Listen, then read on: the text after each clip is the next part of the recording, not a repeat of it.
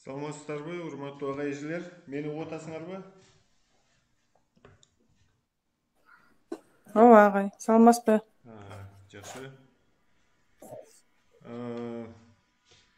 Саламатсыздарбы агай?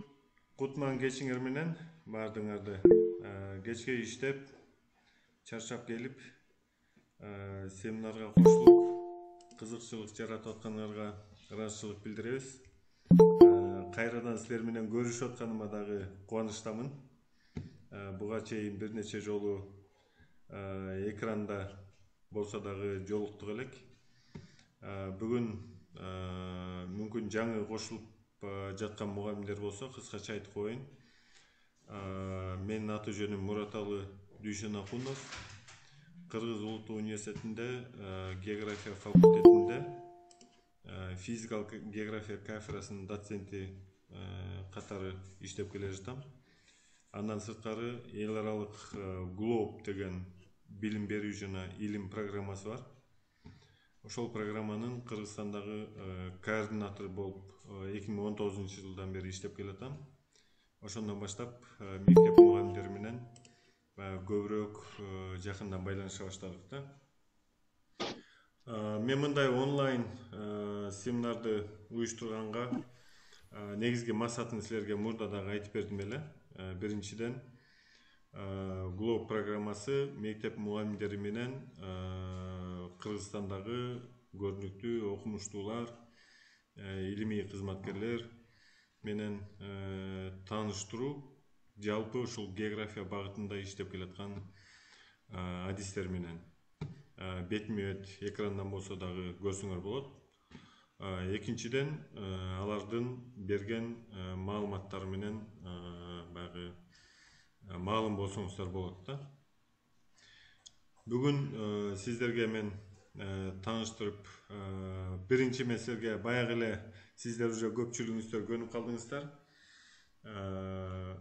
Телефонду кармабай турсаңыздар, WhatsApp'тан же башка эмеден сообщение келип калса, силер ачып жиберсеңер, бул жалпы экранга кирип кетесиңер, ошон үчүн тоскоолдук жаратышыңар мүмкүн. Анан суроолоруңар болсо, каалаган убакта микрофонуңарды кошуп суроо берсеңер болот. Аягында да суроо берсеңер болот. Вот ушундай жакшы маанайда өткөрүп алалык. Анда мен бүгүн силерге тааныштыра турган агайыбыз география илимдеринин кандидаты, доцент, Улуттук университеттеги география, экология жана туризм факультетинин экология кафедрасынын башчысы азыркы учурда Теңирбердиев Нурбек Казымалиевич агайды чакырдым эле. Нурбек Казымалиевичке терең ыраазычылык билдиребиз. Биринчиден, убактысын бөлүп, сиздер менен ушу баарлашууга макул болгондугуна. Агай азыркы учурда топурак боюнча адис. Бүгүнкү семинардын темасы өзүңөр билгендей топурак жаратылыштын күзгүсү деген аталышта болот. Жалпы маалымат аласыңар. Андан сырткары абдан зарыл болгон мектеп окуучулары менен кандай практикалык иштерди жасаса болот. Эми топурак өзгөчө компонент билесиздер. Анда Нурбек агай, сизге сөз. Өзүңүз жөнүндө башында тааныштырып, анан презентацияңызга өтсөңүз. Саламатсыздарбы, урматтуу кесиптештер, агай эжекелер. Жогоруда Мураталы Турганалиевич менин кесиптешим кыскача тааныштырып өттү. Мен ушул эле Кыргызстанда билесиздер да Улуттук университетте 80 жылдын ашык тарыхы бар география, экология, туризм деген факультетте эмгектенип атабыз бүгүнкү күнү. Анан бул топурак мага өтө жакын. Географиянын ичинде билесиздер да баягы узкий специальностьтар бар. Анан географ катары менин өзүмдүн илимий ишим топуракка байланыштуу да. менин диссертациялык темам, кандидаттык диссертациянын темасы Кыргызстандагы топурактарга геоэкологиялык баа берүү, анан аларды жакшыртуу, оптимизациялоо, рационалдаштыруу деген темада жүрүп атат да. Ошондуктан топурак мага жакын. Анан экинчиден бул тема боюнча семинар өтөлү дегенибиздин дагы бир максаты, мен 6-класстан баштап 11-класска чейин бүт топурак жөнүндөгү жанагы география китептин ичинен карап чыктым. Маалыматтар өтө аз берилет да. Анан кийин мектептин окуучулары олимпиадага келгенде, биз мектепке профориентациялык иштерди жүргүзүп барып калганда топурак жөнүндө балдар көп маалымат айта алышпайт да. Мунун баардыгы албетте ар кандай объективдүү, субъективдүү себептери бар экен. Ошондуктан ойлонуп отуруп, жалпы эле топурак жөнүндө маалымат берсек, анан топурактын практикалык маанисине көбүрөөк токтолсок деген ойго келдик да. Ошол, урматтуу кесиптештер, андай болсо мен баштай берейин өзүмдүн презентациямды. Азыр мен экранга чыгарып алайын презентацияны.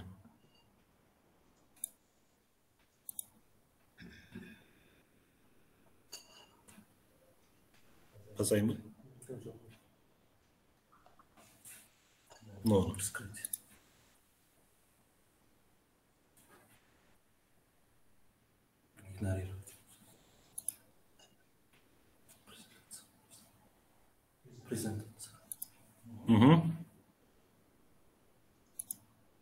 Так, сиздерге көрүнүп атабы?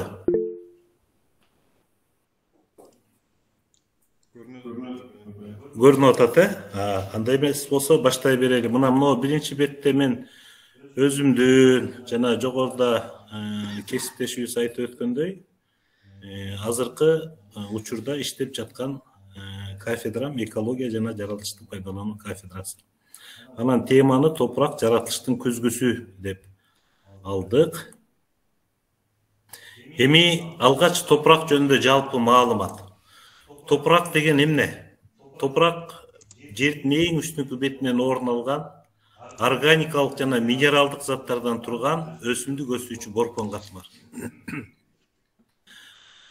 Топурактын эң негизги касиети анын асылдуулугунда.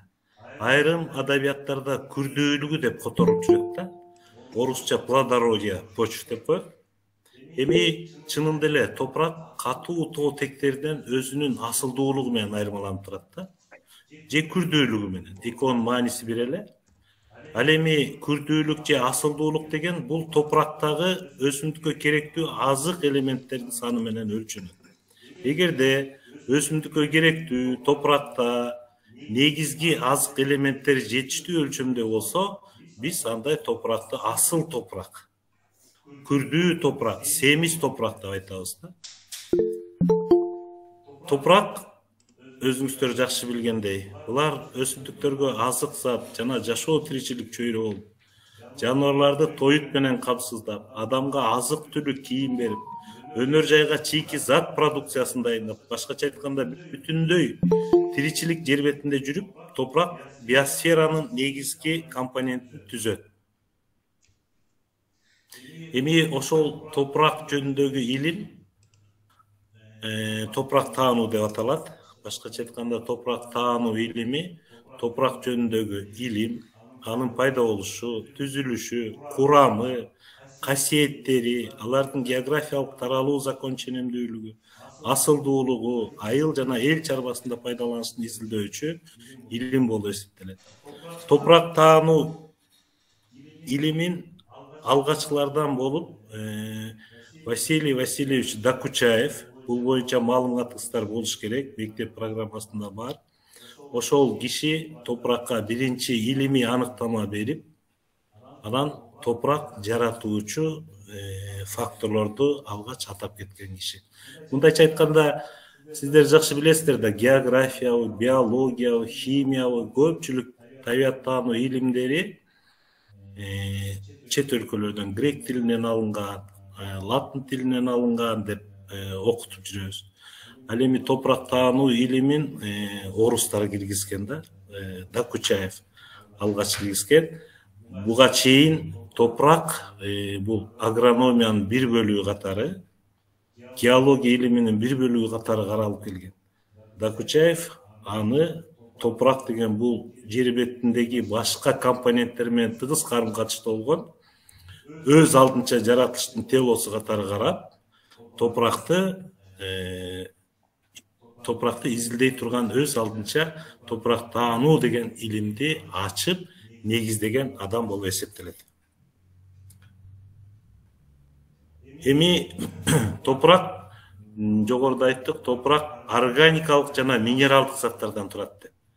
Органикалык зат 15-20 гана процентин түзөт, 85-90% минералдык заттар түзөт. Минералдык заттар кайдан пайда болот? Минералдык заттар катуу тоо тектеринен, минералдардын талкаланышынан пайда болот. Мындайча айтканда, биз географ катары жакшы билебиз да, тоо тектери ал пайда болушу боюнча үчкө бөлүнө тургандыгын магмалык, чөкмө, метаморфоздук тектер. Ал эми тоо тектерлерин түскөн булар минералдар болуп эсептелет. Минерал деген бул химиялык элементтердин табигый бирикмелеринен пайда болгон затты минералдар дейбиз. Ал эми бир же бир нече минералдар биригип тоо тектерин түзөт да. Ошол тоо тектери талкаланып, сырткы, ички күчтөрдүн таасири астында. Анан минералдык, топурактын минералдык бөлүгүн түзөт. Ал 85-90%ээлейт. Ал эми органикалык заттар болгону 15-20% гана. Анан бул жерде дагы бир белгилеп айтып коюучу нерсе, мисалы топуракта саз топурактары бар. Саз топурактары деген нымдуулук ашыкча болгондуктан топурак жарым чириген абалда эле килкилдек абалда туруп калат да, саз топурактар.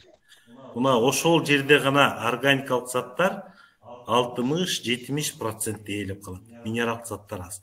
Ал эми калган бардык топурактарда негизинен 85-90% минералдык заттар түзөт. Так.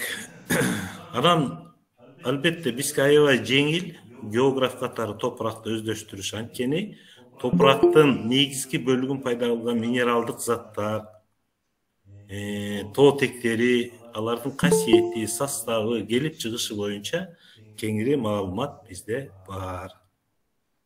Муну мектептен да өтүп жатат болушуңуздар керек. Эми топурактын жаралышы жана эволюциясы бул топурак пайда кылуучу факторлордун бири-бири менен өз ара аракет этүүсүнөн пайда болот. Топурак пайда кылуучу факторлор жөнүндөгү окууну илимий топурак таануунун негиздөөчүсү Докучаев иштеп чыккан. Ал 5 факторду бөлүп көргөзөт. Жана аларды топурак пайда кылуучу негизги факторлор деп атаган. Мына карасаңыздар, мен кара менен бөлүп койдум мына 5 факторду. Климат, жердин рельефи, топурак жаратуучу тектер, тирүү жана өлүү организмдер, топурактын геологиялык жаш курагы.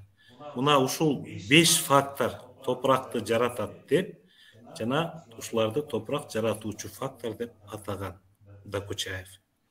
Ал эми кийинчерээк Докучаевдин окуучусу Вильямс дагы бир топурак жаратууда негизги фактор катары адамдын чарбалык иш аракеттерин бөлүп көрсөтөт. Ошентип бардык адаяттарда бүгүнкү күнү ушул 5 фактор жүрөт. Бирок көпчүлүк адаяттарда топурактын геологиялык жаш курагы алынып салынып, адамдын чарбалык иштери 4 факторго кошулуп, мына ушул 5 факторду негизги факторлор деп бүгүнкү күнү атап атабыз. Докучаев бул факторлордун баары топуракты пайда кылууда бирдей аракет этерин, топуракты окуп үйрөнүүдө бардык факторлорду изилдөө зарыл экендигин айткан. Бул эң негизги азыркы топурактын экологиясын окутуп үйрөтүүдө ушул топурактын пайда кылуучу факторлорду ар бирине толук мүнөздөмө берип, толук үйрөнүп алуу бизге абдан керектүү да. Анткени топурактын экологиясы мына ушул 5 фактор менен негизделет.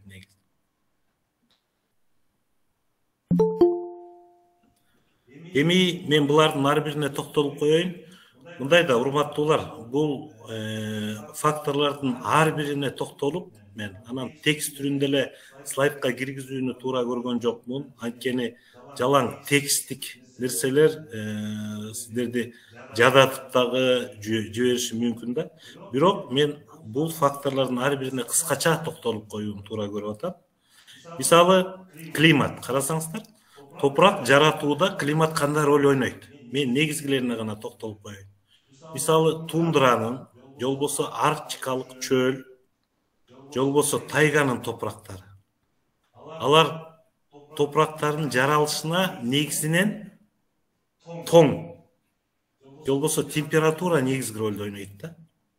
Ошол температурага байланыштуу ал жердеги топурактын жаралышы өтө жай жүрөт.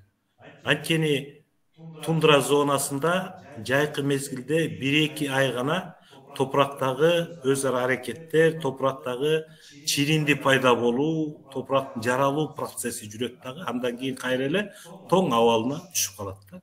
Ошондуктан ал жакта топурактын пайда болушу, жаралышы, өсүүсү өтө жай жүрөт. И жана башка көп мисал келтирсек болот. Же болбосо биз эми тоолуу өлкө болгондуктан бизде да ошондой.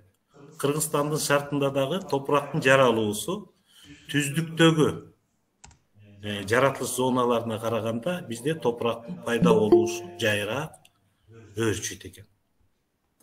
Рельеф. Рельеф деген бул жер бетинин түзүлүшү. Жер бетинин түзүлүшү дагы климаттын мүнөздөөгүчү элементтер менен өз ара айкалышта топуракты жаратууда чоң роль ойнойт. Мисалы, бизде эле өзүбүздү эле алалычы, өрөөндүн топурактары менен тоо топурактарын салыштырып көрсөк болот да. Тоо топурактары структурасы жагынан, механикалык составы жагынан, калыңдыгы жагынан, органикалык минералдык заттар менен камсыз болушу жагынан өзгөчөлөнүп турат. Тоо топурактары ушул элементтердин кармалышы азыраак болуп эсептелет. Азык элементтердин кармалышы азыраак болот дагы, чириндиге, минералдык заттарга жарды келет. Мына мен бир гана өзгөчөлүгүн айтып атам. Андан кийин топурак жаратуучу тектерлер. Бу дагы топурактын жаралышында эң негизги ролдордун бирин ойнойт. Эгерде топурак, мына географ катары сиздер жакшы билесиздер, мен айрымдарына токтолоюм. Алювий чөкмөлөрүндө пайда болсо. Алювий деген бул билесиздер да, суу тоодон агып келе жатып өзү менен ар кандай тектелерди эритип, эзип, жемирип, жеп, агызып алып келет дагы. Анан түздүккө түшкөндөн кийин ошол тектелердин баары суу жайлаганда түздүккө акырындык менен түйүнө, анан капталына бөлүнүп чыга баштайт да. Мына ошол жерде жаралган топурак азык заттарга абдан бай келет экен. Демек, алювий чөкмөлөрүндө пайда болгон топурак азык затка бай келет. Же болбосо Марьяна деген бизге аябай белгилүү түшүнүктөрдүн бири. Марьяна деген бул мөңгүнүн, сырткы күчтөрдүн таасири астында тоо капталдарына урап түшкөн шилендилер же ордунда, же болбосо тоонун этегине келип, талкаланып, топтолуп, үйүлүп, Марьяналык тектерлер пайда болот. Ушул жердеги жаралган топурактар дагы азык заттарга бай болот. И жана башка. Ал эми тирүү менен өлүү организмдерге кыскача эле токтолсок болот. Булар топурак жаратууда негизги ролду ойнойт. Анткени тирүү өлүү организмдер топурактын органикалык бөлүгүнүн негизин түзөт. Булар топуракка түшкөндөн кийин, жакшы билесиздер, топурактын составындагы микроорганизмдер өздөрүнүн денелеринен ферменттерди, түрдүү кислоталарды, органикалык кислоталарды бөлүп чыгарып, түшкөн калдыктарды ажыратып топурактын составына кошот. Биз муну чирүү процесси, же болбосо гумустун пайда болуу процесси деп атайбыз. Топурактын негизги органикалык бөлүгүн пайда кылышат.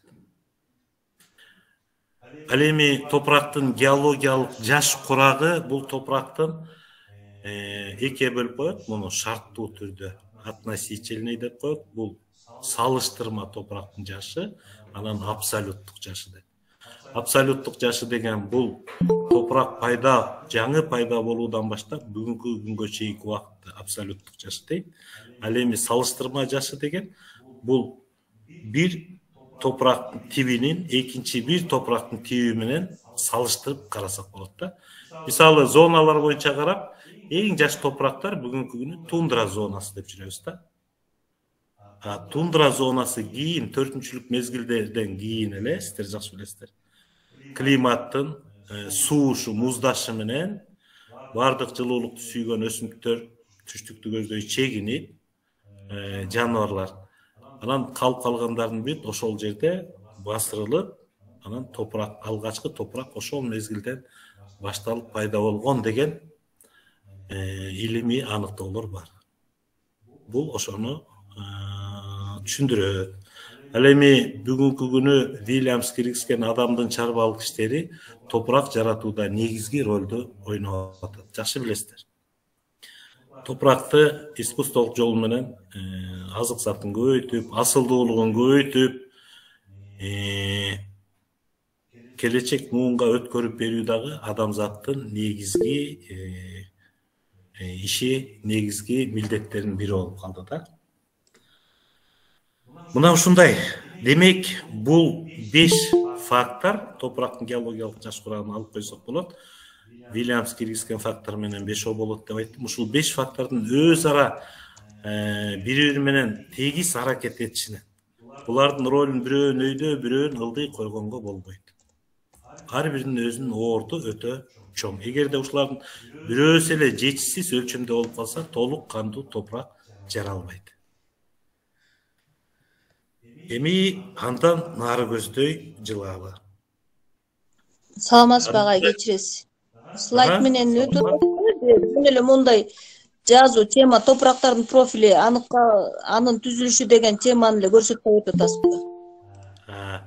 Азыр мындай, мен башында жаңырып атат го, теориялык бир аз сиздерге айтып коеюн дедим. Азыр дагы 5-10 мүнөттөн кийин мен практикалык иштерге өтөм. Ошого өтүш үчүн теориялык жактан бир аз маалымат берип коюшум керек болуп атат да. Азырынча текст эле турат. Текст эле турат азырынча. Ооба, туура. Текст эле турат. Рахмат. Эми карап койсоңуздар, мен кийинки подтемада бул. Эми карап койсоңуздар, мен кийинки подтемада жана морфологиялык белгилери. Топурактын профили деген бул топурактын жара кезилиши. Талаа шартында биз топуракты казып, анын жара кезилишин алабыз. Мына ошонун профили дейт. Топурактын профили ал бири-бирине өткөн бир нече топурак катмарларынан турат. Ал топурак катмарларын биз генетикалык горизонттор дейбиз. Ар бир топурак катмары. Генетикалык горизонттордун жыйындысын топурак профили деп айтабыз. Мына илимий аныктамасы алдыңыздарда турат. Андан кийин мына ошол топурактын мен азыр сүрөткө өтөйүнчү, анан кайра бияка кайрылып келишке туура келет экен. Мынакей. Карасаңыздар, мына сиздердин алдыңыздарда көрүнүп турган А, Б, С деп турат го. Бул ар бири генетикалык горизонт болуп эсептелет. Мына ушул генетикалык горизонттордун чогуундусун топурактын профили же кыргызча жара кесилиши деп атайбыз. Сиздер көп эле көрүп жүрөсүздөр, талаа шартында, үйдө деле, чарбалык иштерде погреб казабызбы, жер төлөбү, жана башка тамдын фундаментин казабызбы, ошондо өңү түсү боюнча биринчи көзгө урунган, бири-биринен айырмаланган топурактын профилин көрөсүздөр. Өңү түсү боюнча эң үстүнкү бөлүгү каралжын келет, андан кийин агара баштайт, анан агарат, анан кум ташка өтүп кетет. Мына ошол кум ташка чейинки катмарлардын жыйындысын топурактын профили деп аталат. Эми ушул топурак горизонтторун бири-биринен айырмалаш үчүн буларга А, Б, С деген латын тамгаларын беришкен. А, Б, С деп. Бул эмеде көрүп атасыздар мынакей А, Б, С. Эми буларга токтололу. Мен кайра автоөстө кетейин. Бул жака атайын түшүрүп койгом. А горизонту. Бул гумус горизонту. Бул профилдин эң жогорку бөлүгүндө жайгашкан. Б горизонту бул илювиалдык же өтмө катмар. Илювиалдык деген эмнени түшүндүрөт? Бизде туп-туура айтасыздар. Вымывание. Эң сонун. Демек, А горизонтунан жуулуп келген азык элементтеринин баардыгы мына ушул Б горизонтунда топтолот. Мына бул жерде жазылып турат. Жогорку горизонттордон жуулуп келген гумус жана башка заттар топтолот. Зарыл учурда гана биз Б горизонтун Б1, Б2 деп бөлүп алсак болот. Айрым топурак профилдеринде даана байкалган бир эле Б горизонтунун ичинен өңү түсү боюнча дагы бөлүнгөн горизонтторду байкаганга болот. Мына ошондой учурларда биз Б1, Б2 деп бөлүп алабыз. Ал эми С горизонту болсо бул топурак пайда кылууда таасирин аз же такыр эле тийгизбеген түпкү тоотекти айтабыз. Түпкү тоотек деген мен жанагы эмеге келейин кайра. Түпкү тоотек деген бул топурак алгач мындан 100 жылбы, 150 жыл мурун пайда болуп аткан мезгилде мына ушул С горизонтуна топурак алгач пайда боло баштаган. А горизонт сыяктуу эле. Андан кийин топурак өсүп отуруп бүгүнкү күнү С горизонту топурак жаралууда дагы, топуракта ар кандай иш чаралар жүргүзүүдө дагы өзүнүн таасирин такыр эле тийгизбей калган. Так. Эми бооларга чачпай туралы мен ошондой кылсам туура болчу да экен. Биринчи сиздерге көргөзүп алып, андан кийин кайра кайрылып келебиз. Негизги ушул 3 горизонтту эстен чыгарбашыбыз керек. Бул мектеп программасында да болуш керек. Мынакей карасаңыздар, топурактын жара кесилиши мынакей. Талаа шартында. Бул таштак топурактар экен, мынакей. Мына мен мышка менен көргөзүп атам, стрелка менен сиздерге. Бул гумус горизонт, эң үстүндө. Андан кийинки мынакей Б горизонт. Бул жерде өңү түсү боюнча даана так байкалып турат. Эми көпчүлүк учурда мындай болуп калат, талаа шартында аныкташ өтө оор. Кайдан билебиз? Айрым учурларда үстүнкү горизонт менен астыңкы горизонттун өңү бири-бирине окшош эле болуп калат. Аны бөлүүдө эң негизги көрсөткүч катары биз ошол жерде жайгашкан өсүмдүктөрдүн эң тамыры, эң узунунун тамыры кайсыл жерге чейин жете тургандыгына жакшылап байкоо жүргүзүшүбүз керек да. Атак мына мен көргөзүп аткан топурак профилинде горизонт даана так байкалып атат мынакей. А горизонт. Б горизонту, анан С. Эми А горизонту бул негизинен бүгүнкү күнү иштетилип аткан айдоо катмары болуп эсептелет. Андан ары көздөй жылалы. Мынакей, бул жерге дагы топурактын профилин берип атабыз. Мына карасаңыздар, мына бул жерде. Мына перегноен аккумулятивный, эми муну интернеттен алган маалыматтар. Демек, чиринди аккумулятивдүү горизонт. Аккумуляция деген сөз топтолуу деген билесиздер, чиринди топтолгон А катмарынын эң үстүнкү бөлүгү. Андан кийин ошол эле А катмарынын азык заттар гумуска айлангандан кийинки бөлүгү мынакей. Үстү болсо чириндиге айлана элек. Андан кийин чириндиге айланган бөлүгү. Андан кийин ошол үстүнөн келген ар кандай азык заттар топтолгон Б катмарына. Бул жерде да даана байкалып турат. Андан кийин түпкү тоотек, материнская порода. Бул топуракты иштетүүдө эч кандай таасирин тийгизбейт же азыраак жанагы жука топурактарда гана азыраак өзүнүн таасирин тийгизип турат. Мына караңыздар. Биз топуракты иштетүүдө жакшы билесиздер, 30-40 сантиметрге чейин гана айдалат.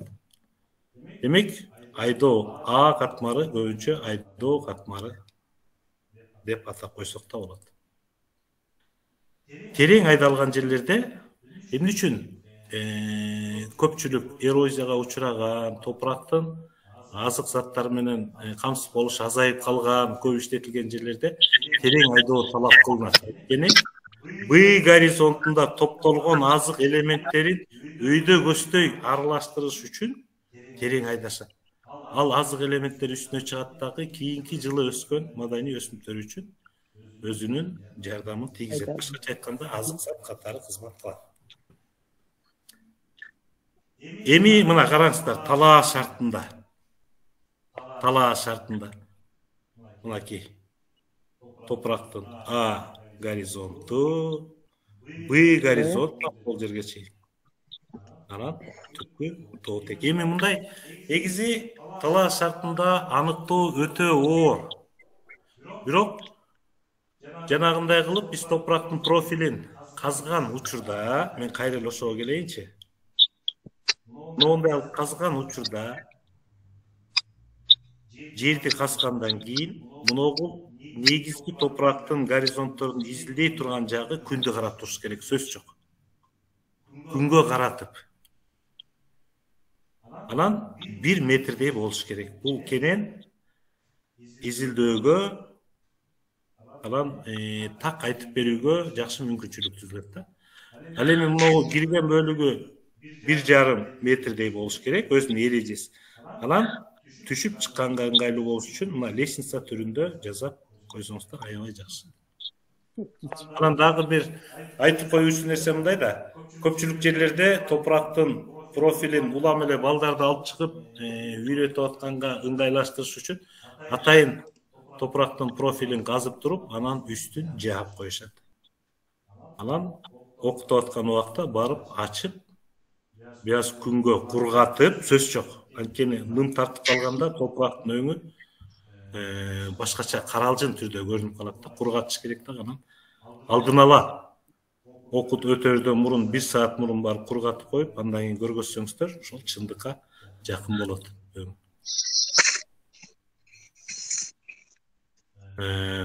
Бул жерде D горизонту, D деген горизонт бул эгерде топурак пайда болууга эч кандай тиешеси жок, топурак пайда болгон тектер башка тектен пайда болуп, ал эми анын астында ага тиешеси жок башка тектер жатып калса, муну D деп шарттуу түрдө атап коюшкан.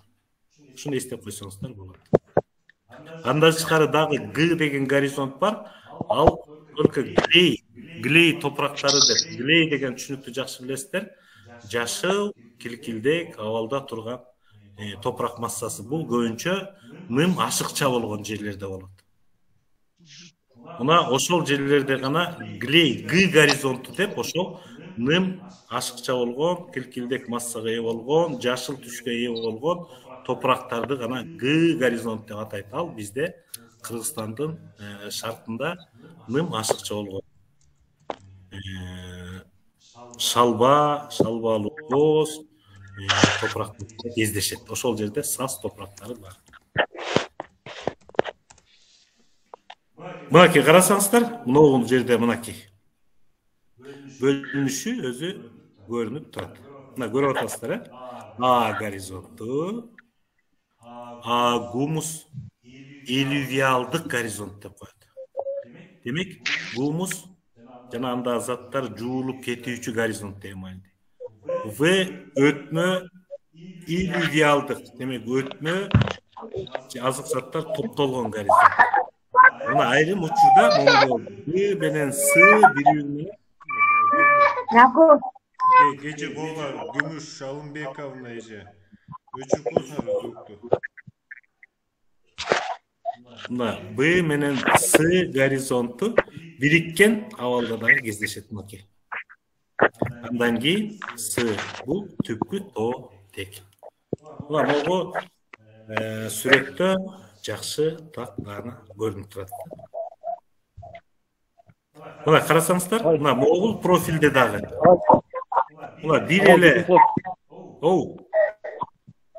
Айтыңыз. Кадырлуу мугалим, эми экранды бассаңыздар, микрофон өтүп турат. Ошону басып койсоңуз, микрофону өчүп кетет. Өчүп калды микрофон. Так. Эмеге чыкты? Микрофон өчүп калды, өчкөн. Намазай. Азыр. Агай, сиздин микрофонуңуз жакшы эле агай. Башка мугалимдер бар, экранда микрофонун эмеси бар да, эмблемасы. Ошону басып койсун эле башка мугалимдер. Менин микрофонум ачык эле турат, угулуп атабы сиздерге? Ооба, сону угулуп атат агай. Жакшы, презентация жасап жаткан адамды уксаңар болду. Кээ бирлериңер микрофонду ачыкка баспайсыңар, мен аларды жаптым. Пожалуйста, колдук кылбай турсаңыздар. Нурбек Ага. Эми мына топурактын профилин карасаңыздар. Чоңойтуп коеюн, азыр. Мына өзү эле бөлүнүп турат мынакей.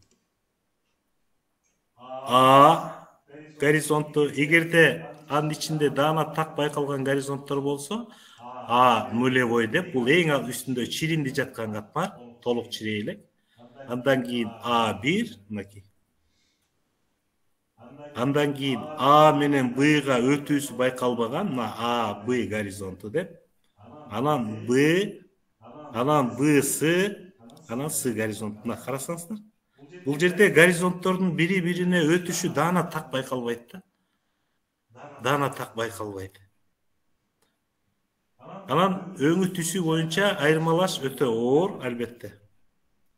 Бирок жакшылап кургагандайын байкоо жүргүзсөк, байкаса болот. Азыр мен. Эми мындай урматтуулар, талаа шартында топурактардын морфологиялык белгилерин аныктап алсак болот. Морфологиялык деген өзү эле аты айтып атат, сырткы белгилерин топурактын мүнөздөп, тактап, жөнөкөй эле көз менен, жөнөкөй эле куралдар менен аныктап, тактап, алгачкы белгилерине мүнөздөмө берсек болот.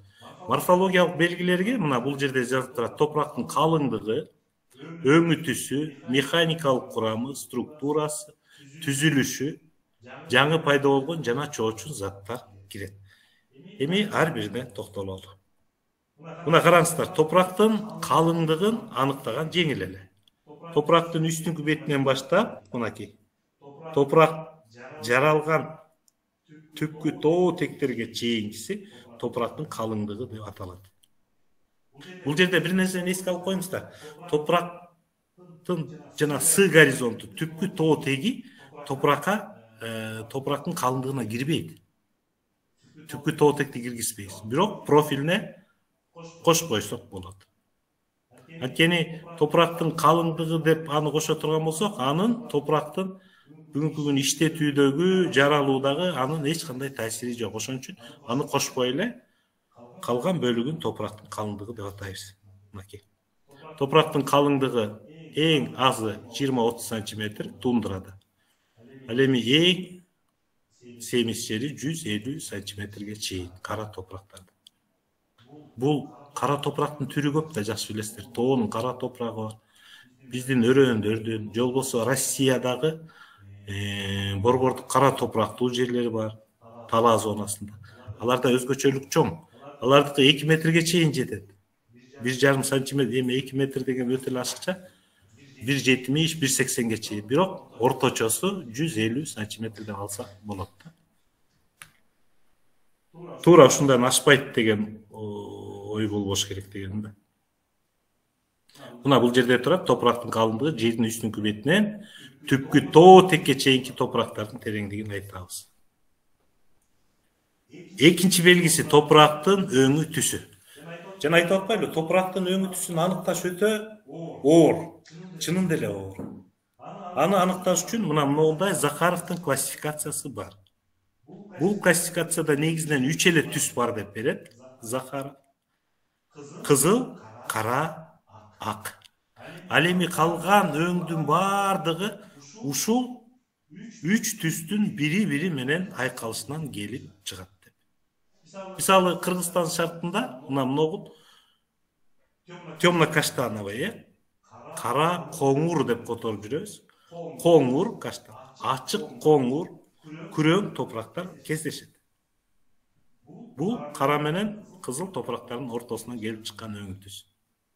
Же болбосо ошол эле мына күңүрт, боз, же болбосо кара боз десек да болот. Боз топурактар, ачык боз, анан агыш топурактар. Бул ак менен кара топурактын ортосунан. Демек, мына түшүндүңүздөр. Ушул топурактын классификациясын аныктоодо ушуга абдан көңүл бөлүш керек да. Негизи муну мындай кылып аныкташат. Мансел деген дагы окумуштуу топурак таануучу бар. Ал дагы бир нече топурактын өңү түсүн киргизген. Анан өзүнчө каталог кылып чыгарган. Ошол каталог эле топурактын өзүн алып туруп эле салыштырып көрөбүз, карайбыз, кайсы түскө жакын болсо топурактын өңү ошондой деп аныктаганга болот да. Бул эң жеңил талаш шартындагы жол. Сиздер интернетти ачып, ошол мен бул жака жүктөй албай койдум, анткени өңү түсү абдан көп. Топурактын өңү түсүн аныктоо боюнча аныктоо деп туруп жазып көрсөңүздөр, бир нече топурактын өңү түсү келип чыгат. Мына ошонун өзүнчө бумажный варианты китеп түрүндө чыккан. Ошону алып, ошо менен өңү түсүн аныктаганга болот. Анан бул боюнча бого бизде Кыргызстанда бар институт земледелияда почвенно-агрохимическая станция бар. Ошол жерде отдел банчировки почв деген бөлүм иштейт. Ошол жерде ушул каталог бар. Кудай буйруса, Кудай аманчылык берсе, ошол каталог менен да сиздерди тааныштырганга бир мүмкүнчүлүк болот деп ойлоп атам да. Азыр ошол каталогду алып келе албай калдык. Бирок ошону жайылтканга аракет кылабыз, анткени өңү түсүн ошо менен аныктаган жеңилирээк болмок да. Бул Захаровдун эң жөнөкөй классификациясы. Эми мынакей мен бир нече дагы топурактын профилин атайын интернеттен алдык.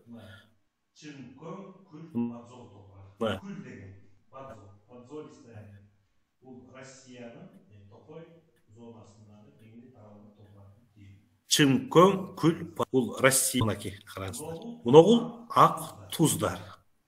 Жогорку бөлүктөн жамгырдын жаан чачындын суусу менен агып келип топтолуп калган туздар. Ачык боз токой топурагы. Мына горизонттор сантиметрлер менен мынакей такталып жазылып турат. Мунун баарына токтолбой эле коелу. Бул болсо типтүү кара топурак. Мына караңыздар. Кара топурактын эң үстүнкү гумус горизонту канчалык калың мынакей. Анан Б горизонту. Бул горизонттордун айрым топурактарда жука, айрым топурактарда калың болуп. Канчалык өсүмдүктөр, жаныбарлар, чиринди көп болсо, топурактын горизонту ошончолук калың болуп эсептелет. Кадимки кара топурак. Мынакей көрүп атасыздар. Мен баягы көзүбүз кичине каныксын деп атайын жазып чыктык. Андан кийин мынакей топурак көрдүңүздөрбү? Мына өңү түсүн аныкташ өтө оор, бирок жакшылап карап аныктаганга болот. Мына карасаңыздар, мунун үстүнкү бөлүгү кара, анан коңур топурак мынакей. Таза кара деп айтышка болбойт да, аныктаганга болот. Же болбосо мына куба күрөң. Эки түшүнүк бар. Коричневая деген бар орусча, анан бурый деген. Бурыйды кыргызча адаяттарда куба күрөң деп которуп жүрүшөт мынакей. Ачык күрөң деген да бар. Бирок бул ачык эмес, күңүртүрөөк, куба күрөң деп. Алювиалдык топурак. Алювий дегенди жакшы билесиздер да. Бул дарыянын жайылмасында кездешкен топурак. Жайылмасы, пойма рек дейбиз го. Суу кирген убакта бүтүндөй жайылмасын каптайт. Башка мезгилдерде өзүнүн нугу менен гана агы берет, жайылмасы кургап бош калат. Мына ошол жердеги топурактын тиби, алювиалдык топурак. Салонецтүү. Эки нерсе бар, сиздер адабият окуганда көрүп жүрөсүздөр. Саланчак, анан салонец деген бар. Саланчак деген шор. Саланчак деген бул топурактын эң үстүнкү бөлүгүндө агыш болуп чыгып калат. Барып топуракты көргөндө эле байкайсыздар. Буну саланчак деп коет, туз үстүнө чыгып калат да. Салонец деген бул топурактын үстүндө болбойт. Бул жуулуп келип топурактын мынакей ылдыйкы бөлүктөрүндө өзүнчө топтолуп калат. Анан дагы бир айырмачылыгы салонец деп эмнеге атайт? Салонец деген анткени туздун составында натрийдин өлчөмү 20%ден жогору болсо, андай топурактарды салонец деп атайт. Ал эми кыргызча мындай которуп атышат. Засоление почв тузданган топурак, саланчакты шор топурак деп которуп жүрүшөт. Ал эми салонецти болсо шорттоң топурак деп которуп атышат. Но салонец деп дагы айтылып жүрөт. Шорттоң дегенди көбүсү эле түшүнбөй калышыбыз ыктымал. Салонец деген мааниси ошол. Баягы топурактын поглощающий комплекс деп коет. Жутуп алуу комплексинде натрийдин өлчөмү 20%дан ашык болсо, андай топурактарды салонецтер деп коет. Жөнөкөй ушул. Мен баягы жөнөкөй түшүндүргөнгө аракет кылып атам. Атак бул жерде топурактын пайда болушунда анион, катиондор дагы негизги ролду ойнойт да. Мына ушундай эле түшүнүп алганыбыз оңго деп атам да. Андан кийин механикалык состав. Бул дагы топурактын морфологиялык белгилеринин бири. Муну дагы талаа шартында аныктаганга болот. Кантип аныктайсыз? Механикалык состав да курам деген, Мынакей. Топурактын механикалык составы деген эмне? Жөнөкөй сөз менен айтканда, биз топуракты колго алып майдалаган учурда топурак майда бөлүкчөлөргө бөлүнөт. Мына ошол майда бөлүкчөлөрдүн салыштырмалуу үлүшүн топурак механикалык составы дейбиз. Муну мындай түшүнсөңүздөр болот. Топуракты майдалаганда эң майда бөлүкчөлөр өзүнчө, орторогу өзүнчө, чоңурагын өзүнчө алат дагы. Анан ар биринин үлүшүн салыштырып көрөт. Эң чоңдору 25%, андан кийинкиси 50%, андан кийинкиси дагы 25-30% түшүшү мүмкүн да. Демек ошол топурактагы майдаланган элементтердин салыштырмалуу ар түрдүү размердеги майдаланган элементтердин салыштырмалуу үлүшүн топурактын механикалык составы деп айтышат. Топурактын механикалык составы топурак жаратууда, топуракты иштетүүдө негизги ролду ойнойт. Эмне үчүн муну өтөбүз? Анткени топурактын негизги касиеттери болгон жылуулук, суу, аба режимдерин пайда кылууда, жакшыртууда топурактын механикалык составы негизги ролду ойнойт. Азыр биринчи топурактын механикалык составын кантип аныктоону көрөлү, анын маанисине токтолуп койсок болот. Мынакей, талаа шартында топуракты кантип аныктайбыз? Топурак механикалык составына жараша, мына жогоруда жазылып турат: кумдуу, кумдак, кумай, жеңил, орто кумай, оор кумай, анан чопо болуп бөлүнөт. Бул жерде эки түшүнүк бар. Физикалык чопо, физикалык кум. Эгерде ошол майда бөлүкчөлөр 0,1 миллиметрден жогору болсо, аны биз физикалык кум дейбиз. Эгерде 0,1 миллиметрден кичине майда бөлүкчөлөр физикалык чопо дейбиз. Ошол физикалык чопо менен физикалык кумдун өз ара айкалышынан механикалык курам түзүлөт. Анан ошолордун түзүлүшүнө, ошолордун бири-бири менен өз ара карым катнашына жараша кумдуу, кумдак, жеңил кумай, орто кумай, оор кумай чопо деп бөлүшөт. Мен бул таблицаларды атайын киргизген жокмун. Анткени бул таблицаларда цифралар абдан өтө көп да. Мен жөнөкөй гана түшүндүргөнгө аракет кылайын деп атам. Кумдуу топурак. Буда ушунун бардыгы бешоо тең. Бул кум менен чопонун өз ара айкалышынан келип чыгат.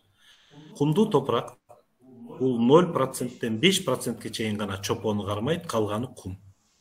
Кумдак болсо бул 5%тен 10-15%ке чейин. Жеңил кумай 15-тен 23%ке чейин. Орто кумай бул 25-30-дан 45-50%ке чейинки чопону кармайт. Демек, кум менен чопонун саны теңелип келе жатат буда. Оор кумайда чопонун саны уже 50, 60, 65, 70%ке чейин уже чопо ээлеп калат.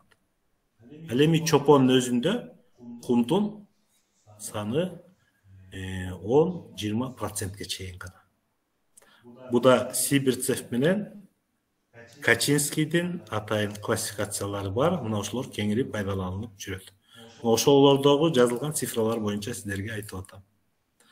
Албетте, анын баарын жаттап калыш мүмкүн эмес, бирок маанисин гана түшүнүп калсаңыздар деген ойда. Эми талаа шартында мех составды кантип аныктасак болот? Мына ылдый жакта. Топурак битке бир аз нымданган абалда топуракты алып, колубуз менен мыжыгып бириктиребиз. Эгерде ал такыр эле бирикпей кум чачырап кете турган болсо, муну кумдуу топурак, мех составдагы топурак деп атасак болот. Мына налевой көргөзүп атам сиздерге. Андан кийин топуракты алып, колубуз менен мыкчыганда бир аз бириккен бөлүкчөлөр пайда болуп, калганы чачырап кетсе, мына мындай болот. Аны кумдак топурактар деп коюшат. Демек, мында чопонун саны 10-20%ке чейин. Чопо азыраак, 5-тен 1 бөлүгүн түзөт. Жеңил кумайды караңыздар мынакей. Жеңил кумай. Мында чопонун саны 40%ке чейин жетип атат. Демек, колубуз менен алып биригет, бирок жаракалар кетет. Мынакей жаракалар кетет. Чачыраган бөлүкчөлөр жок. Муну жеңил кумай десек болот. Ал эми колубуз менен мыкчыганда мыкчылып, анан аны шнур жазайбыз деп ийгенде момундай болуп чачырап кетсе, муну орто кумай дейбиз. Орто кумайда чопо менен кумдун саны бири-бирине теңелип калат. Оор кумайда чопонун саны ашыкча. 60-70%ке чейин барат. Мынакей караңыздар. Биригип атат, шнур жасаганда. Бирок арасында жаракалар пайда болуп атат. Бул жерде караңыздар, буда ажырап кетти мынакей, бириктиргенде. Бул жерде биригип атат, бирок жаракалар гана көрүнүп атат да. Муну оор кумай дейт. Ал эми чопо деген баарыбыз эле ойноп жүргөнбүз да бала кезде чоподон. Ар кандай ылай жасап, мына ошондой кылып байланышып турат. Чопонун саны 80%тен көп болсо, анан моундай болуп шакекче жасалат. Мына бул шнур жасоо ыкмасы эң жөнөкөй жол менен мына ушундай аныктап алганга болот. Демек, кумдуу песок, кумдак супесь, жеңил кумай лёгкий суглинки деп коет, суглинок. Средние тяжелые суглинки. Чопо глина дейт, Андан ары кыргызча мына ушундай которулуп жүрөт. Мех составды түшүнүп аныктасак болот. Эми мех составды негизги мааниси мындай да, бул жерде жеңил кумай менен орто кумайдуу мех составдагы топурактарды салыштырмалуу идеальный деп айтышат да. Анткени бул жерде кумдун өлчөмү менен чопонун өлчөмү бири-бирине жакын. Мындай болгон жерде топурактагы борпоңдуулук болот дагы, аба кириши, топуракта аба менен атмосферадагы абанын алмашуусу жакшы жүрөт. Жылуулук жакшы сиңет, суу жакшы сиңет. Демек, бул аба жылуулук режимдери, суу режимдери жакшы болот дагы, анан өсүмдүктүн өсүшүнө жакшы шарт түзүлөт деген. Чопо топурактар болсо караңыздар, чопо деген бул тыгыз болот дагы, суу оңой менен сиңбейт, бирок бир сиңип алса оңой менен бууланбайт. Айрым учурларда баягы өсүмдүк чирип кеткенге чейин барат да, мындай учурларда. Суу бууланбай көккө чейин ным бир жерде кармалып тура берсе. Кумдак болсо муну жакшы билесиздер. Муну бат-бат сугарып туруш керек. Суу бат эле сиңип кете берет. Бул эрозияга да бат учурайт, жеңил деградацияланчу топуракта болот. Ошон үчүн мех составты окуп үйрөнүү топурак иштетүүдө мааниси өтө чоң. Структурасы деген эмне? Ошол эле топуракты биз колго алып, механикалык таасир дейбиз, же болбосо колго алып майдаласак, ал майда бөлүкчөлөргө бөлүнөт. Ошо майда бөлүкчөлөрдүн формалары ар түрдүү болот. Мына ошол ар түрдүү өлчөмдөгү формадагы агрегаттардын жана майда бөлүкчөлөрдүн жыйындысын топурак структурасы дешет. Эгерде топуракты айдаганда, жерди айдаганда, өздөштүргөндө майда бөлүкчөлөр тоголокчо, даансымал бөлүкчөлөргө ажыраса, аны структуралуу топурактар дейт. Азыр келебиз буга. Эгерде айдаган учурда жана ири кесек болуп, монолиттик түзүлүштө түшүп кала турган болсо, же болбосо өтө майдаланып чаң болуп түшө турган болсо, андай топурактарды структурасы деп аташат. Буга азыр кайра маанисине келебиз. Биринчи структуранын өзүн көргөзүп коеюн. Негизинен структурасын группаларга топ жыйыштырып 3 типке бөлөт. Куб сымал, призма сымал, плита сымал. Куб сымал деген бул горизонталдык, вертикалдык жактары бири-бирине жакын, ичине мына бөлүнүп атат.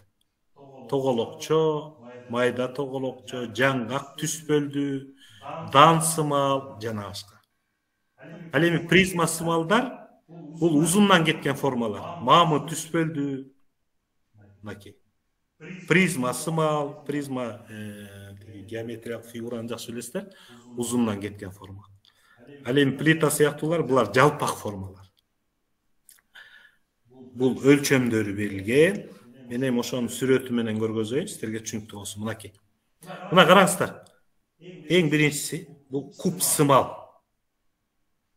Ал ичинен бөлүнүп атат, майда, даансымал, жаңгак сымал, тоголокчо формаларды берет да, мынакей. Камковатый, ореховатый деп кете берет. Ал эми жана узундан кеткен вертикалдык багытта узарган бөлүкчөлөр, агрегаттар мына. Булар призма түрүндөгү топурактарга кирет. Ал эми жалпак формалар мына плита сымал. Плитчатая, чешуйчатая деп мынакей. Эми буларды окуп үйрөнүүнүн, буларды аныктоонун мааниси кандай? Мен кыска эле айтайын сиздерге. Бунун ичинде эң жакшы структуралуу топурактар булар мына куб сымал топурактар. Эми идеальный куб жок да, сымал деп ошон үчүн айтып атат да, кубовидные. Куб сымал топурактар. Булар майда бөлүкчөлөр бири-бирине жатканда арасында боштуктар болот дайыма. Боштуктар. Демек булар борпоң топурактарда көп болот да.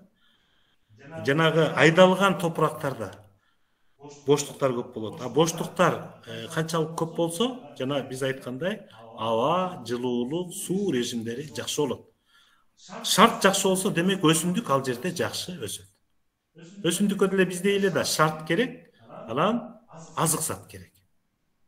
Азык зат шарт болсо бизге жакшы түшүмдү берет. Демек мына структурасы. Ал эми призма түрүндөгү структуралар болсо, булар негизинен вертикалдык багытта, булар орточо структура, мааниси боюнча орточо десек болот. Плита сымалдарга караганда жакшыраак, бирок тыгызыраак. Бири-бирине жатканда ортодо көңдөйчөлөр азыраак. Бул көбүнчө бый горизонттогу топурактарга тиешелүү. Ал эми плитчатый булар тыгыз топурактар. Сиздер жакшы билесиздер да, канчалык тыгыз болсо топурак өсүмдүктүн өсүшү начарлайт. Нымдын сиңиши, аба режими жана башка. Демек, мынакей структуралар боюнча жалпы ушундай группаларга бириктирип алышкан. Эми топурактагы жаңы заттар. Сиздер топурактын профилин каскан учурда жакшылап байкасаңыздар, ал жерде тамырдын бөлүнүп калган калдыктары болушу мүмкүн, сөөл жандын уясы болушу мүмкүн, тоголокчо түрүндө ар кандай ак заттар, кызыл заттар кездешип калышы мүмкүн да. Мына ошонун баарын жаңы заттар деп коет. Эмне үчүн жаңы? Анткени алар акырындык менен топурак составына кошулган жатат да. Мисалы, мына могул жерде жазылып турат. Алар экиге бөлүнөт: химиялык жаңы заттар, биологиялык. Химиялык жаңы заттарга мына туздар, гипс, акиташ, темирдин кычкылы, марганецтин кычкылы, кремнезиум, темирдин дагы бир изотопу кычкылы, гумус, мына ушулар кирет. Ал эми биологиялык жаңы заттарга мына сөөл жандын ийиндери, алар иштеп чыгарган заттар, суур, чычкандардын ийиндери, өсүмдүктүн тамырлары жана башка. Булардын да мааниси бар. Эмне үчүн? Эгерде жакшылап байкасаңыздар, ак, эми биз азыр көргөндө билбейбиз, ал гипспи, акиташпы же тузбу. Ошондуктан аны карап, анан текшерип, туз экени аныкталгандан кийин, эгерде ошондой ак туздар көбүрөөк санда болсо, демек топурак тузга учурап аткандыгына күбө болобуз да. Демек ага каршы иш чараларды көрүшүбүз керек. Ак заттар көбөйүп баратса. Анан алдында байкашыбыз керек, ал үстүнөн көбөйүп атабы же алды жагында топтолуп калганбы. Анткени туздун пайда болушунда эки жолу бар да. Гидроморфный, автоморфный деп коет. Эгерде үстүнөн туз суу менен алып келип туруп ана кыртышка сиңсе, аны автоморфтуу жолу деп коет. Ал эми грунт суусунун деңгээли көтөрүлгөндө кыртыш суу өйдөгөчтөй барып, анан кайра кургаган мезгилде суунун деңгээли ылдый түшөт дагы, туздун чөгүндүлөрү калып калса, аны гидроморфтуу туздануу дейт. Ошону так аныктап алганга болот. Горизонттун жанагы ылдый жагынан баштап өйдөгөздөй тузданып, үстүнкү катмарда туздар жок болуп калса, демек ал гидроморфтуу туздануу. Ошого жараша иш чаралар көргөнгө болот. Жана башка. Андан кийин мынакей жаңы заттар. Мына үстүнөн туздануу карасаңыздар, мынакей. Демек, шор басып баратат, саланчак дейт муну. Туздун түрлөрү көп. Үстүнөн туздануу жүрүп атат, саланчак. Бул болсо мына сөөл жандын ийиндери жана башка.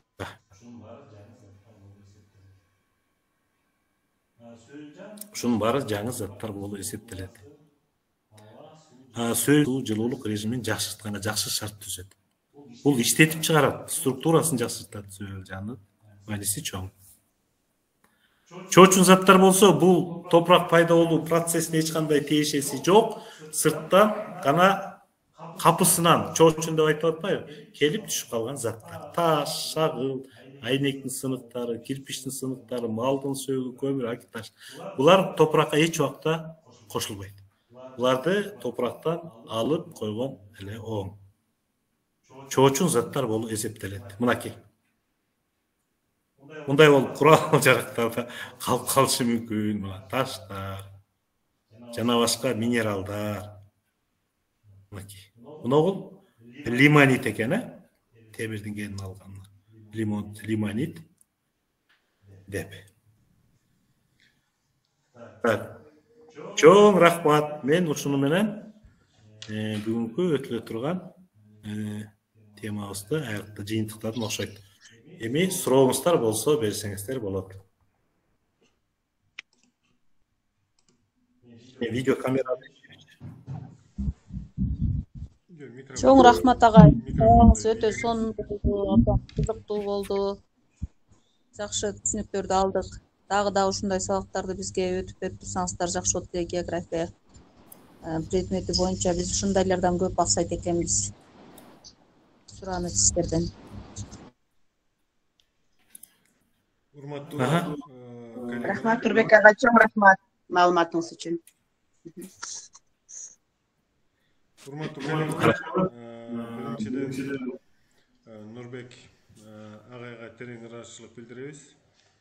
Кыргызстанда агрардык өлкө болгон менен саналуу гана топурак таануучу адистер бар, бош жүйөттөр. Ошолордун бири, алдыңкыларынын бири ушу Нурбек агай өзү жакшынакай жалпак тил менен түшүндүрүп айтып берди. Терең ыраазычылык билдиребиз. Анан сиздер каалаган суроолоруңарды азыр берсеңер болот. Мен агайдан суранат элем. Эгерде биздин географ мугалимдер зарыл десе, мындай кыска курс катары 5 10 жолубу аныктап, мүмкүн практикалык иштерди дагы тагыраак кантип аткарса болот окуучулар менен, Кыргызстандын топурактарын жакшы билип алсаңар, себебинде ар бириңер Кыргызстандын ар кайсы бурчундасыңар да. Окуучуларга өзүңөрдүн топурагыңар жөнүндө кене маалымат бергенге, механикалык составын аныктап, өңүн аныктап, бул талаа шартында сөзсүз керек нерселердин бири да.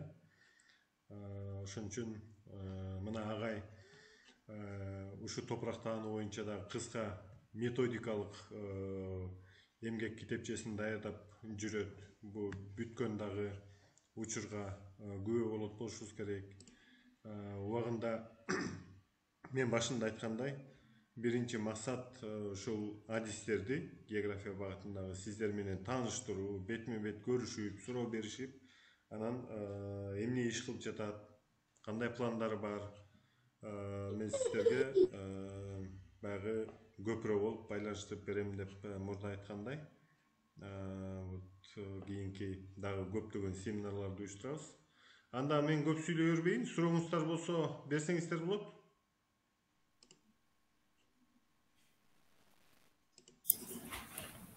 Muratala agay, Nurбек агай, сиздерге чоң рахмат, бар болуңуздар, илимиңиздер дайыма ушинтип өсө берсин. Чындыгында топурак боюнча маалыматтар аз болчу. Биз бир канча маалымат алып алдык азыр. Чоң рахмат, ишиңерде ийгилик болсун. Рахмат. Дагы сурооңуздар болобу?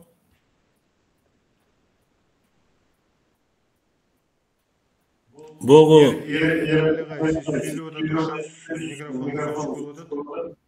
микрофонду күйгүзүңүз. Саламатсыздарбы агайлар? Кутман кечиңиздер менен. Кутман кечиңиз.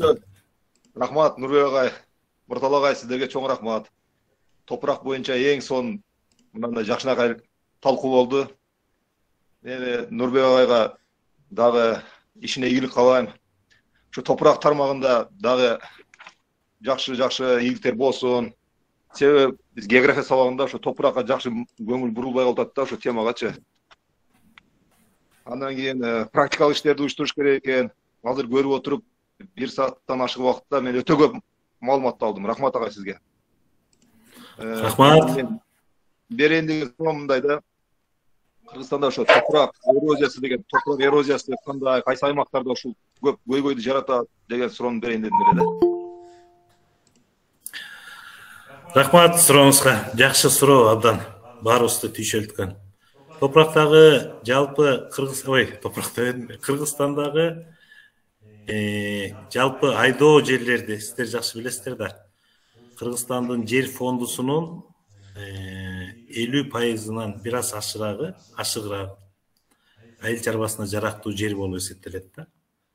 Ошол айыл чарбасына жарактуу жерлердин ичинен дагы болгон 12%-ин биз үчүн өтө баалуу, жалпы адамзатты, жалпы кыргызстандыктарды продукция менен камсыз кылган сугат, анан кайракы же жалпы айдоо жерлер болгону 12%-ти түзөт.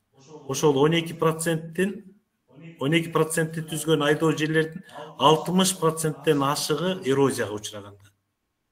Эми эрозиянын деңгээлдерин билесиздер да, 3. Аз эрозияга, орто эрозияга чалдыккан, анан күчтүү эрозияга чалдыккан ошол 60, ошол жалпы мен айтып аткан цифранын 12%-и да. Аны кайра калууна келтиргенге болбойт, бул уже жарактан чыкты. Ал эми калганын келтиргенге болот. Анан кайсы аймактарда деп атпайсызбы? Бардык аймактарда. Бардык аймактарда бар эрозия процесси. Сиздер жакшы билесиздер. Биздин капталдардын бардыгы эңкейиш капталдар. Иштетип аткан. Шарттуу түрдө эле түз жерлер деп айтканыбыз менен. Эрозия процесси уже 3 градустан 5 градуска 5 градустук капталдарда уже эрозия интенсивдүү жүрө баштайт. Демек бардык жерде, бардык региондордо бар. Эми ошонун ичинен өзгөчө дейт турган болсоңуз, бул өзгөчө Фергана өрөөнүндө. Буга биринчиден Фергана өрөөнүнүн негизги дыйканчылык зоналарында туран боз топурактар таралган. Ал жанагы биз айтмакчы механикалык составы боюнча кумдун саны 40%ке чейин. Мен орточо эле айтып атам. Ар кайсы жерде ар кандай, но орточо ошондой. Демек куму көбүрөөк топуракта ал эрозияга бат учурайт. Экинчиден Фергана өрөөнүнүн негизги факторлорунун бири калктын бардыгы тоонун этектеринде жайгашкан. Дыйканчылыктын бардыгы тоонун этектеринде жүргүзүлөт. Негизги бөлүгү Өзбекстанга таандык, билесиздер. Фергана өрөөнү. Анан калганын бүт өзүңүздөр жакшы билесиздер, адамдын чарбалык иш аракеттерин таасирдей эле коеюнчу, майдалабай эле. Суу эрозиясы негизинен бизде. Анан шамал эрозиясы дагы айрым жерлерде, Балыкчыда, Талас өрөөнүнүн батыш бөлүгүндө жана башка. Кыскача ушундай, эми баягы көп созбоюн деп атам, ата көп маалымат берсек болот. Анан мындай YouTube каналына чыгарса болобу? YouTube каналына ушул лекцияңызды тапсак болобу? Болот, мен ушул мындай кылсам, записьлеп атам, буюрса дагы кайра таарсаңыз болот. Болду, Анан мындай, мен сиздерге рахмат, жакшы сөздөрдү айтып атасыздар. Суроо болсо берсеңиздер, мен азыр жыйынтыктай коюп турайынчы анан. Суроо болсо бериңиздер. Саламатсыздарбы? Уруксатпы? Агай, чоң рахмат сизге. Аябай пайдалуу болду, бүгүн жемиштүү болду. Анан менде бир нече суроолор бар болот, сунуштарым. Эгер мүмкүн болсо, Мурат агай менен кеңешип, мындай бир чөлөм акылуу эле практикалык сабак уюштурсак да, бул жазындабы, жаратылыш коюнуна чыгып, ошо талаада ушул бизге практика жүзүндө бир 2-3 күн көрсөтүп берсеңиздер, аябай менимче пайдалуу болот деп ойлойм. Анткени көбүнчө эже агайлардын айыл жергесинде болгондуктан аларга да балдар менен иштешүүдө мындай жемиштүү болмок да. Бул биринчи сунушум. Анан экинчи сунушум, ушул мындан сырткары да ушул топуракка байланыштуу өзүңүздүн мындай пайдалуу маалыматтарыңызды ушул Глобтун YouTube каналына мындай байма-бай чыгарып турсаңыз, сунуш берет элек да. Анткени бизге аябай керек болот да. Анан үчүнчү менде эме болуп калды. Жана сиз бурый дедиңиз го, Куба күрөң деп айттыңыз го бизгечи. Ооба. Ошондо биз күрөң аюуну дагы ошо Куба күрөң аюу деп айтышыбыз керек болуп калыптыр дейм да. Ушул эмен кызык карап Жок. Бул академик Мамытовду билесиздер, Кыргызстанда топурак таануунун, топурак изилдөөнүн атасы деп коюшат. Ошол кишинин котормосу боюнча мына ушундай которгон экен да. Биз ошол терминди гана пайдаланып атабыз. Бул боюнча мен өзүм да ойлонуп көрдүм. Ачык Куба күрөң деп жүрүшөт, кара Куба күрөң деп жүрүшөт, Куба күрөң бурый депчи, светло бурый, темно бурый жана башка. Коричневыйдан айырмаланып, мына ошону киргизишкен окшойт. Бул жерде да талаш тартыш бар илимпоздордун арасында. Бирок мен ошол агайдын, академик Аман Мамытовичтин терминин гана пайдаланып атам да. Туура айтасың. Мен кошулам буга. Бирок аюуну күрөң аюу деп эле айтат го. Нурбек агай. Дагы бир суроо. Бериңиз. Мына чыйырчык деген ашу бар го, перевал чыйырчык. Ошонун бир капталы топурак, кара топурак, бир капталы кызыл топуракта. Ошо кызыл топуракта темир бар деп койсок болобу? Кызыл жаралышы боюнча кызыл жошо чопо болушу мүмкүн. Мен аны өзүм ошол жерден көргөн эмесмин. Кызыл жошо деп коюшат. Тектер болушу мүмкүн. Анан кызыл түс негизи эле туура айтасыз. Темирдин кычкылы, марганецтин кычкылы берет. Мисалы дүйнөдө мындай да, Экваторда кызыл ферралит топурактар деп аташат да аны. ооба. Ооба. Ал жерде нымдуулук көп болгондуктан темир көп, дат басат да, даттын өңү топуракты боеп, ферралит деген феррум деген сөз да, бул сиз айтып аткан ашуудагы бул жошо болуш керек да, кызыл. Жанды көчпай. Чопо. Угуп атам. ооба. Ага. Шуну алайын, турчу.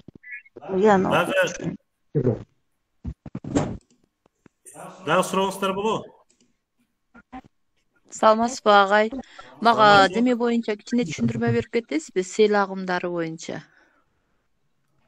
Сел агымдарынын эмнеси боюнча?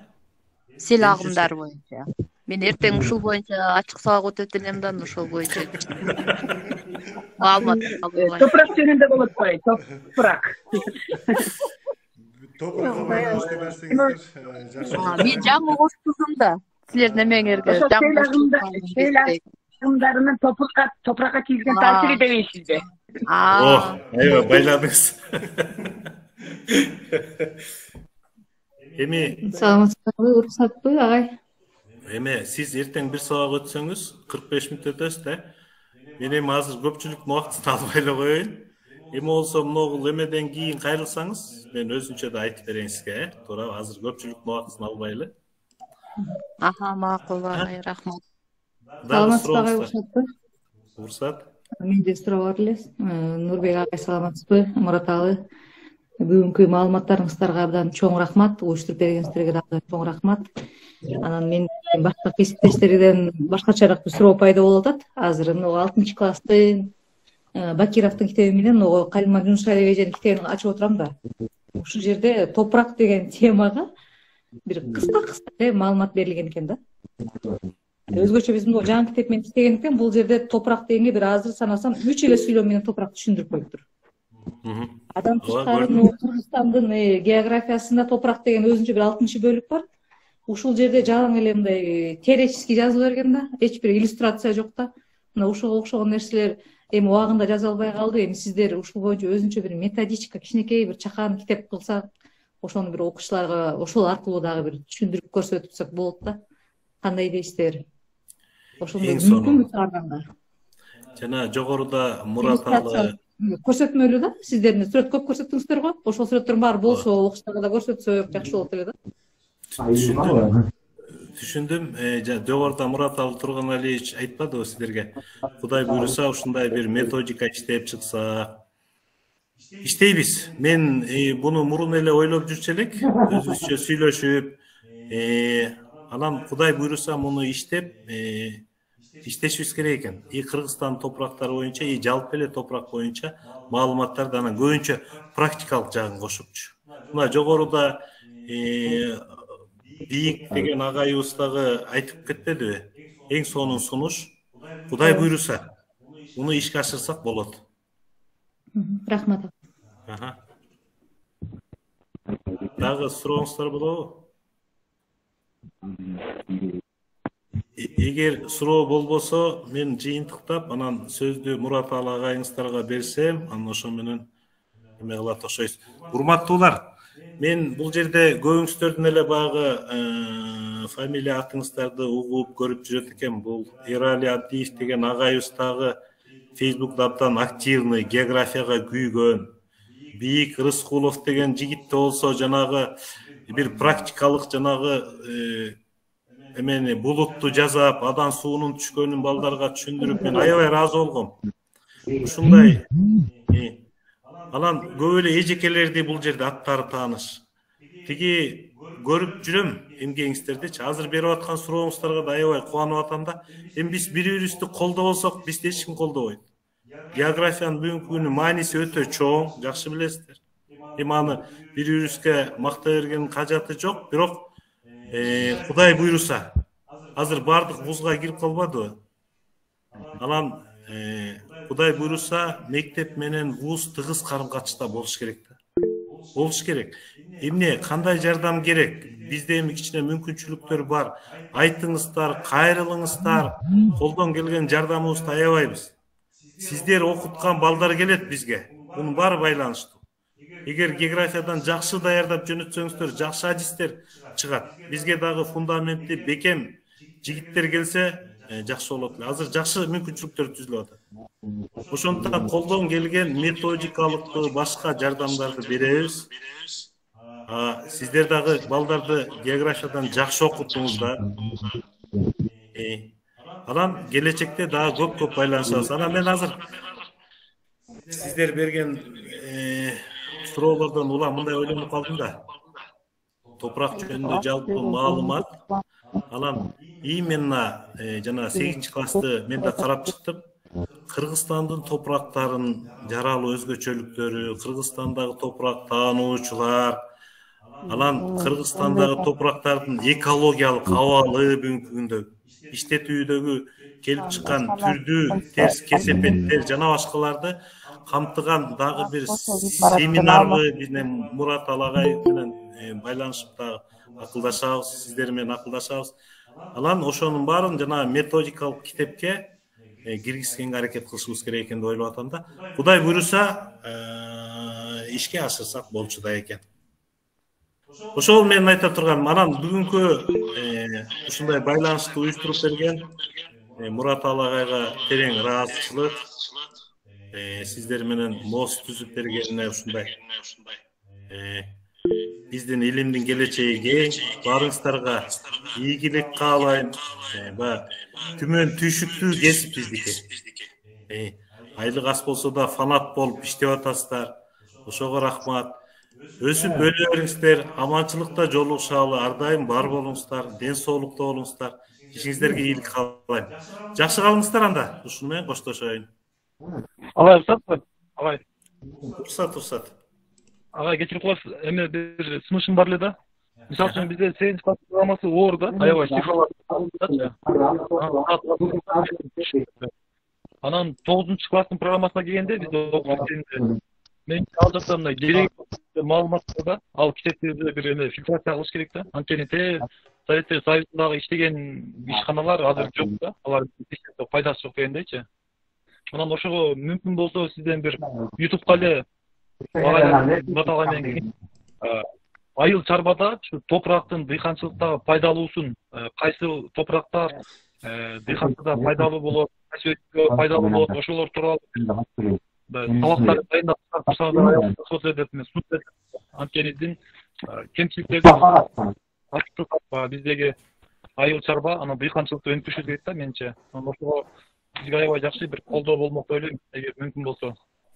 Рахмат сага, ишиңизге ийгилик. Мейки угулуп атабы? Угулуп атабы мейки? Ооба, угулуп атат. Кандай эме? Бийик Рыскулов агай. Мындай, сиздин жана сунушуңузда жакты. Мен даярмын, күн жылыганда шаардын чекесине, эгер мүмкүнчүлүктөрү барлар келсеңиздер, сүйлөшүп алып, барып, өз көзүбүз менен көрүп, жанагынтип топурак боюнча практикалык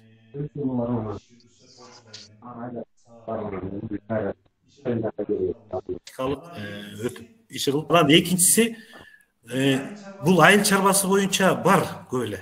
Мен колдон келсе ошол адистер менен байланышып, алардын маалыматтарын дагы, анан өзүбүз дагы бир айтып, бул эми кичине келечекте иш болуп калат го, бул көбүрөөк эме экен, убакыт. Кудай буйруса, Бийик Рыскулов, Кудай буйруса, аракет кылалы мундагы. Жазайлы. Түшүндүм мен.